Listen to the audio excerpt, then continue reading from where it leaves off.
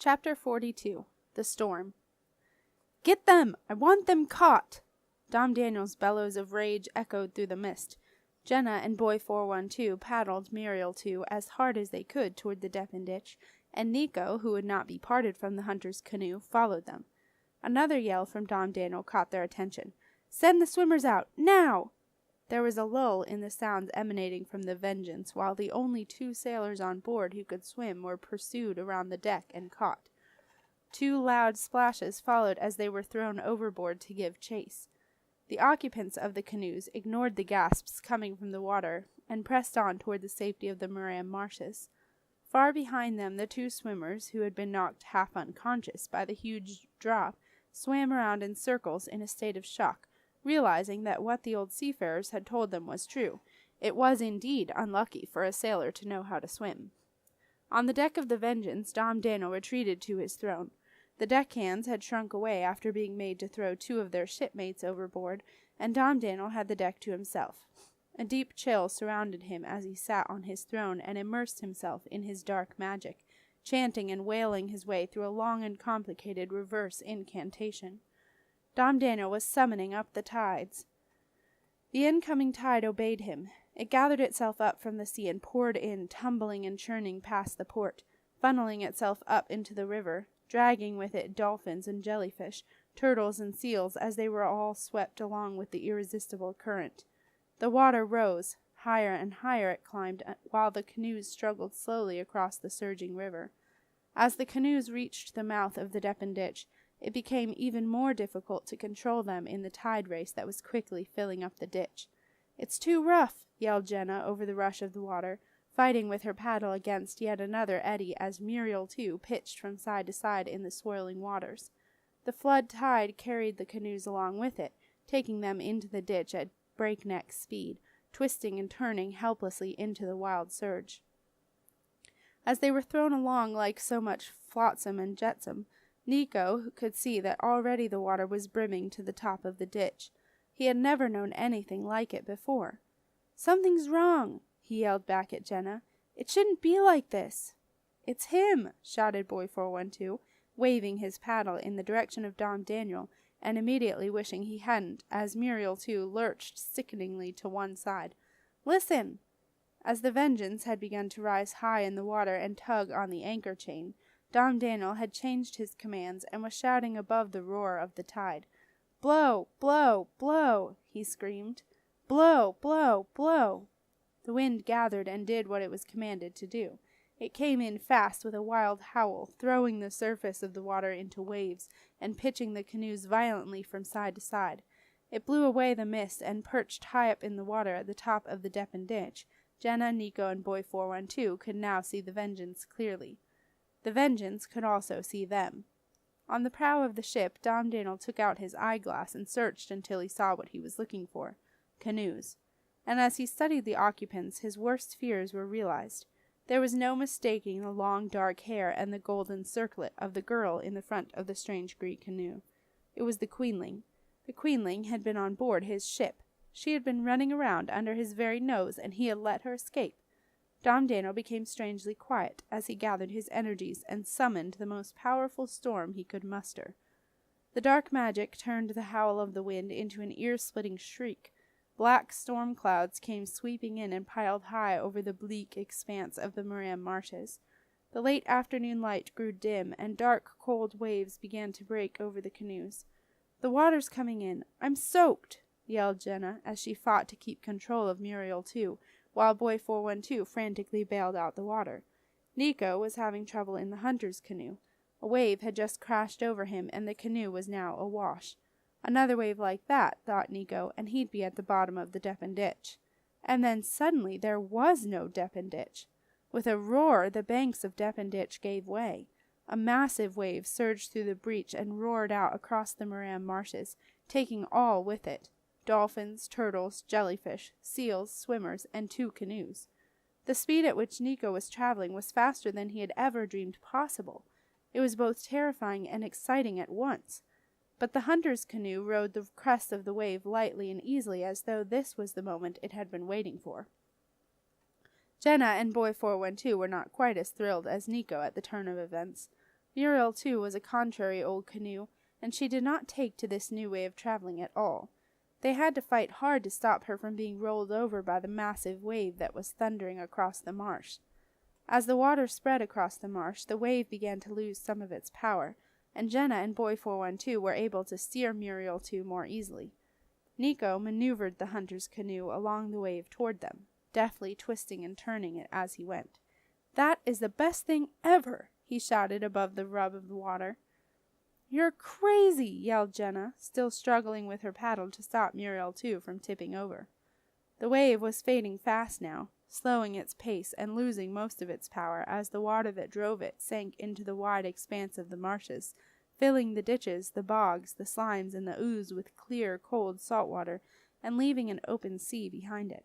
Soon the wave was gone, and Jenna, Nico, and Boy 412 were adrift on an open sea that stretched into the distance as far as they could see, dotted with little islands here and there.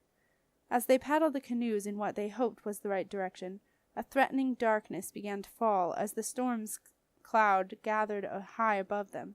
The temperature dropped sharply, and the air became charged with electricity. Soon a warning roll of thunder rumbled across the sky, and large spots of heavy rain began to fall. Jenna looked out over the cold gray mass of water before them and wondered how they were going to find their way home. In the distance, on one of the furthest islands, Boy 412 saw a flickering light. Aunt Zelda was lighting her storm candles and placing them in the windows. The canoes picked up speed and headed home as the thunder rolled and sheets of silent lightning began to light up the sky. Aunt Zelda's door was open. She was expecting them. They tied the canoes to the boot scrapper by the front door and walked into the strangely silent cottage. Aunt Zelda was in the kitchen with the Bogart. "We're back!" yelled Jenna. Aunt Zelda came out of the kitchen, quietly closing the door behind her. "Did you find him?" she asked. "Find who?" said Jenna. "The apprentice boy, Septimus." "Oh, him." So much had happened since they had set off that morning that Jenna had forgotten why they went in the first place. "My goodness, you got back just in time. It's dark already," said Aunt Zelda, bustling over to close the door. "Yes, it's—" "Ah!" screamed Aunt Zelda, as she reached the door and saw the water lapping at the doorstep, not to mention 2 canoes bobbing up and down outside. "We're flooded! The animals, they'll drown!"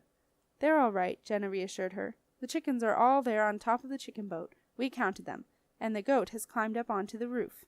"The roof?" "Yes. She was eating the thatch when we saw her." "Oh. Oh, well.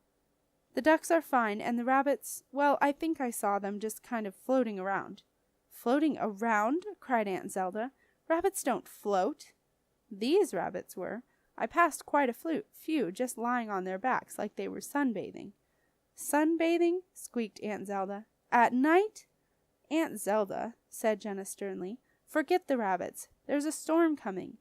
Aunt Zelda stopped fussing and surveyed the 3 damp figures in front of her. "I'm sorry," she said. "What was I thinking about? Go and get dry by the fire." While Jenna, Nico, and Boy 412 stood steaming by the fire, Aunt Zelda peered out into the night again. Then she quietly closed the cottage door. "There's a dark unease out there," she whispered. "I should have noticed, but Bogart's been bad. Very bad. And to think you've been out in it on your own," Aunt Zelda shivered. Jenna started to explain. "It's Dom Daniel," she said. He's what?" "He's horrible," Jenna said. "We saw him, on his ship." "You what?" said Aunt Zelda, open-mouthed, not daring to believe what she was hearing. "You saw Dom Daniel? On the Vengeance? Where?" "Near the Deppen Ditch. We just climbed up and—" "Climbed up what?" "The ladder. We got on the ship." "You? You've been on the Vengeance?" Aunt Zelda could hardly understand what she was hearing. Jenna noticed that her aunt had suddenly gone very pale, and her hands were trembling slightly. "It's a bad ship," said Nico. "Smells bad, feels bad." "You were on there too?" "No," said Nico, wishing now that he had been. "I would have gone, but my unseen wasn't good enough, so I stayed behind with the canoes." It took Aunt Zelda a few seconds to take this all in. She looked at Boy 412. "So you and Jenna have been on that dark ship, on your own, in the middle of all that dark magic. Why?" "Oh, well, we met Arthur," Jenna tried to explain. "Arthur?" "And he told us that Marcia—" "Marcia? What's Marcia got to do with it?" She's been captured by Dom Daniel, said Boy 412. Arthur said he thought she might be on the ship, and she was. We saw her. Oh my, this just gets worse. Aunt Zelda collapsed into her chair by the fire. That interfering old ghost should know better, snapped Aunt Zelda, sending 3 youngsters off to a dark ship. What was he thinking of? He didn't send us. Really, he didn't, said Boy 412. He told us not to, but we had to try to rescue Marcia. But we couldn't, though. Marcia's captured, whispered Aunt Zelda. This is bad. She stabbed at the fire with a poker, and a few flames shot into the air. A long, loud rumble of thunder rolled across the sky, right above the cottage, shaking it to its foundations. A wild gust of wind found its way through the windows, blowing out the storm candles and leaving only the flickering fire to light the room. A moment later, a sudden downpour of hail clattered against the windows and fell down the chimney, putting out the fire with an angry hiss. The cottage was plunged into darkness. "The lanterns," said Aunt Zelda, getting up and finding her way through the dark to the lantern cupboard.